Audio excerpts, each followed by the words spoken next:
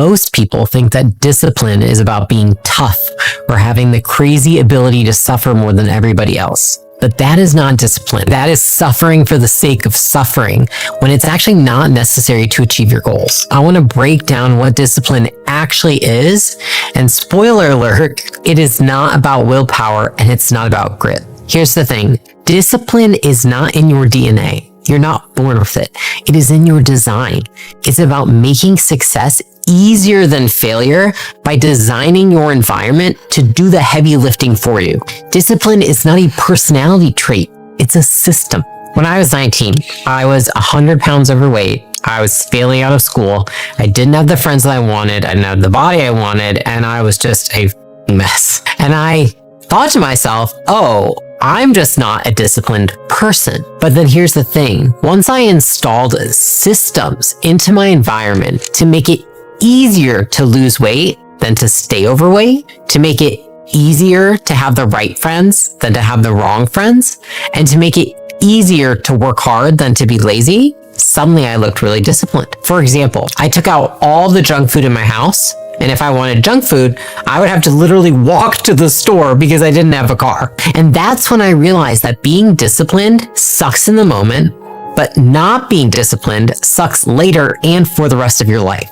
Most people aren't disciplined simply because they don't put systems into place and they don't understand how it works. And then they think that they're lazy. You're not lazy. You're just not doing the things that you need to make it easier to be disciplined than not. And so if you're wondering, okay, gosh, I think you're right, but I don't have the systems in place, where do I begin? The first thing that you want to do is block a time on your calendar where you can actually do research to put the systems in place. Even just the system of writing things down to prompt yourself to take action is actually a really great system to have. The question that you should ask yourself right now is, what friction exists in my current environment that is making it harder to be disciplined than to be lazy? That's the first thing I think about. Like, what things around me? Is it the food in my pantry? Is it the friends that I have?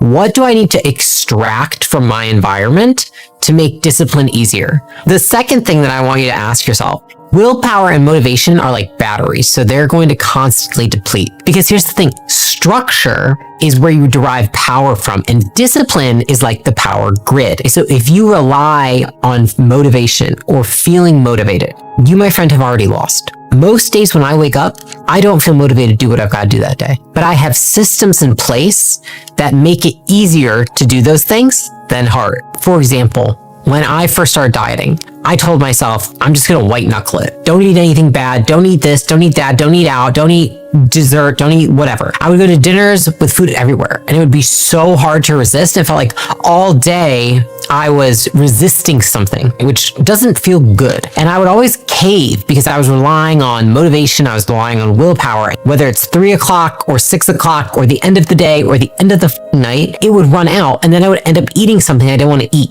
And that's because if your day relies on feeling motivated, if your goals rely on feeling motivated, then you're already behind because motivation is unreliable. It is a source that depletes, it is finite, and it's not something you can control. So if you don't have structure and you don't have systems, then you quickly burn through your motivation and you don't ever get to achieve your goals because you don't have the real structure it requires to achieve one. So what I realized is that what you have to figure out in order to use this structure is what to do instead. Instead of relying on motivation, you create structure. So what does that look like? If I want to lose weight and I'm going out to dinner, I'm going to look at the menus for the dinner ahead of time. That's one option I could have, right? I could look at the menus for the place I'm going to, and then I could pick ahead of time.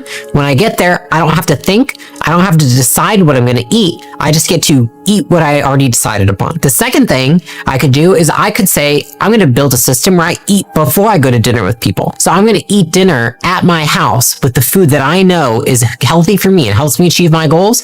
Then I'm going to go to dinner and I'm going to get a tea. Or if it's the gym, right, and you're just trying to figure out how to work out, I'm going to follow an online gym workout template. And I'm going to always have an alternate for if I've got to travel, and I've got a travel-friendly one. And so my point is this. It's not that we want to stop doing the behaviors that are preventing us from reaching our goals. It's that we want to figure out an alternative. We want to say, what can I do instead? Instead of eating the chips, what if I ordered tea? Instead of ordering the fatty hamburger at the burger bar we're going to, what if I have a protein shake before I go? The biggest way that I've been able to hack my way into having a disciplined life is I just find alternatives. A huge alternative I have is that, for example, in my house, I had this cabinet where I always stored candy. And whenever I go to diet, I actually put gum and mints where the candy is. So every time I go to reach for the candy, there's a piece of gum there. And then I'm like, oh, yeah, I'm trying to lose weight. And then I just take a piece of gum, I chew the gum, and then eventually I forget about the fact that I even wanted the candy. It's not that I try not to do something. It's that I'm replacing it with a new behavior. And that is a system.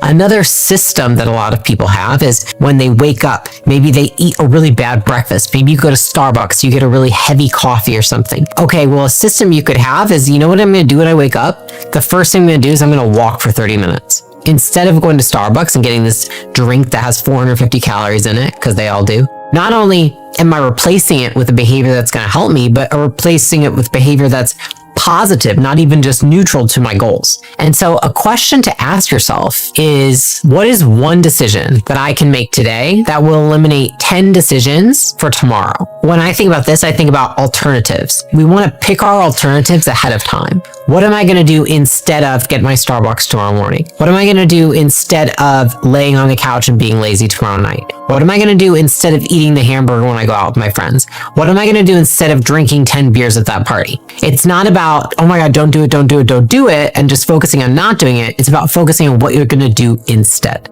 And if you make those decisions ahead of time, then all you've got to do is follow the system. The biggest lie that people tell themselves is that discipline should feel hard. Here's the thing. If it's too hard to repeat, it's not discipline. It's your ego. It's willpower. Because if discipline doesn't feel easy, then you're thinking about it wrong. For example, when I first started going to the gym, I went to the most advanced classes thinking I was going to get results really fast. So I remember I went to, it was called Body Pump. Body Pump was where you would do like 30 reps of one exercise 4 times. And so if you picked an even moderate weight, you were going to be fried from them. And I remember I went to Body Pump 3 days in a row, and then I went home and I went to go upstairs to my room, and I collapsed trying to walk up the stairs because my legs were so sore that I couldn't even, they just gave out. And I was like, oh my God. And I remember the moment I crawled up the stairs. And so I hated it. I remember I was talking to a friend of mine at the gym, and I told her this, and I was like, I'm not going to go back to that class. It's just like too hard for me. And she said, Layla, your muscles need time to adapt. If it's constantly painful and you're constantly in pain, you're never going to stick with it. And so what I realized is that if something feels too hard or too punishing, or it's too advanced too soon, you're going to associate it with negativity and you'll avoid it. You're essentially punishing yourself. And then when we punish ourselves, that means we also avoid the thing that could potentially lead to punishment. So if every time I work out, I hurt really bad after, I'm going to eventually avoid working out because I know what comes after working out is feeling really bad and sore after. And so here's the thing. You're not failing at discipline. You're just approaching it from a standpoint of having too big an ego, too high of standards too early on, or you're approaching it from a place of anxiety rather than ease or consistency. And so what do we want to do instead? We want to lower the bar and stack easy wins. We want to make our tasks so achievable that we feel good after we've done them. And then what happens is if we do something, we feel good after we do it. Then we want to do it again because we like doing things that feel good. This is looking at yourself as a scientist versus being the judge of your life. You want to be a scientist of your own behavior and the way that you act rather than being a judge who's just trying to punish yourself all day. And if you do this, you're going to build positive momentum, and then you will create consistency because we tend to do things that we like doing and we tend to try and avoid things that we don't like doing. And so a question for you to ask yourself is, what habits or routines that you've been putting in place that you haven't been sticking with feel punishing, and that pain is making you avoid them? think about it. Is it something at work? Is it something with your relationship? Is it something with yourself? Is it something with food? Whatever it might be, if you constantly do something and then feel pain because of it, you are likely not going to stick with it in the long run. So what this means is that real discipline is not about stopping a bad habit. It's about creating a realistic and better alternative. So if you want to build real discipline, this is a common misconception that you need to avoid at all costs. So I'll give you an example that's pretty morbid, but it always really resonated with me, which was my mother was an alcoholic when I grew up, and she quit drinking by smoking. Sounds crazy, right? But she went from drinking to smoking to vaping to chewing gum to eventually nothing. And so she didn't go from 0 to perfect. She continued to replace her bad habits with increasingly better alternatives.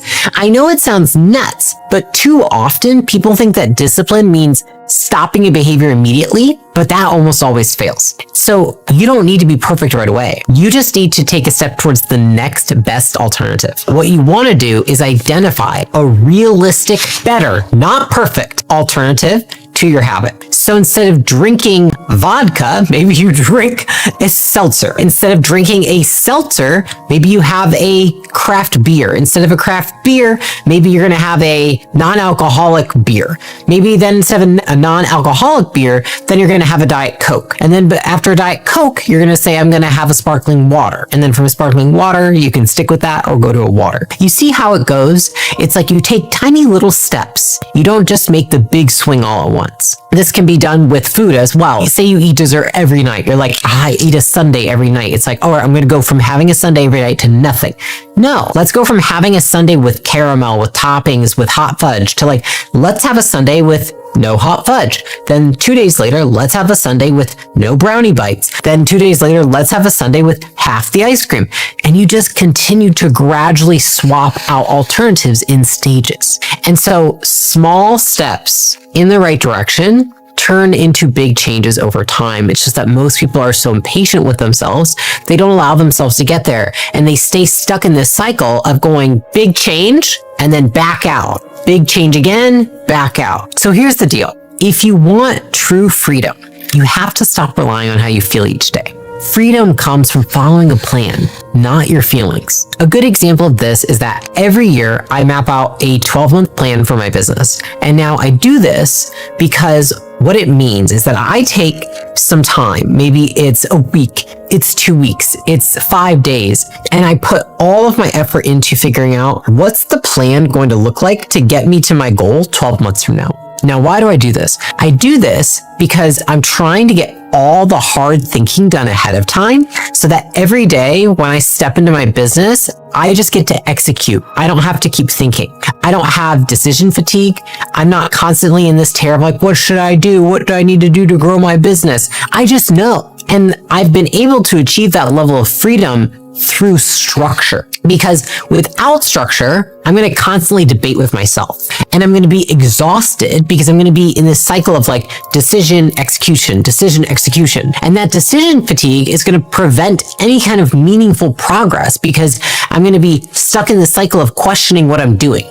But if I do all the thinking ahead of time and then I just get to execute, I don't think about it. I just say, you know what? I'm going to play this out. I'm going to see if I make progress. Another example of this is that every Sunday, I plan my entire next week. Why do I do that? It is another way of doing this on a micro level, which is I don't want to wake up every day and be like, what am I doing today?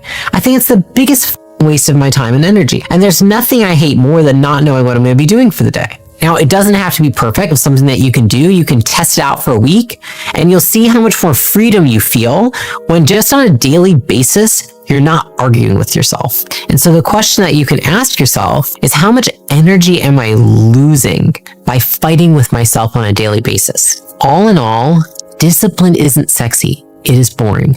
And boring is what scales. Boring is what works. If your routine is exciting, you're probably doing it wrong. Because by the nature of routine, if it's exciting, it means you don't do it all the time, which means it's not a routine. It's funny because people say all the time, I would love to see a day in your life, Layla. And I'm like, well, that's boring as because my life is a series of systems strung together every day. And so it means like I have a system for working out. I have a system for my marriage. I have a system for my business. I have a system for my friendships. I have a system for my family. Like I have a system for every aspect of my life. But here's the thing, those systems, those are discipline and they're real. Are they boring? For sure. They look boring from the outside, but they get the results that I'm looking for in my life. And a lot of the times, most people are just chasing novelty. They want a new workout. They want a new mastermind, a new business, a new meetup, but they don't actually get any results. They just feel like they're making progress because they get to go from 0 to 1 a million times. I'd rather go from 1 to 10. And so the reality is, if your routine is too exciting, you're probably not actually making progress. And so you want to embrace boring routines. Doing simple things consistently is what actually leads to massive success. I have literally never had a time where I have woken up on a single day and thought, I want to do every single thing today. Seriously. I haven't in a long, long time, probably 15 years, because most days I wake up, I at least don't want to do one thing. I don't want to do the workout. I don't want to talk to the person. I don't want to have the hard conversation. I don't want to do the interview. I don't want to do 8 meetings. I don't want to run a board meeting. I don't want to look at these financials. I don't want to answer these emails. I don't want to talk to anybody. But I also know that feelings are fleeting, and I want the long-term satisfaction of knowing that I can stick with something, knowing I have control over myself, and knowing that I've mastered something. And what I've seen is that when you start doing it, it adds up, and then you start to feel better about yourself and better than you've ever felt, because you're like, I trust myself. I trust myself to stick with the plan. I trust myself to have my own back. Discipline is not just going to bring you closer to your goals. It's going to bring you closer to the person that you want to be. And at the end of the day, I care more about how I feel about myself when I'm by myself than I do about the fleeting moments I had during the day where maybe I wasn't super into something. Maybe I didn't want to do it for 5 seconds, but that always goes away. Building discipline is only half the battle.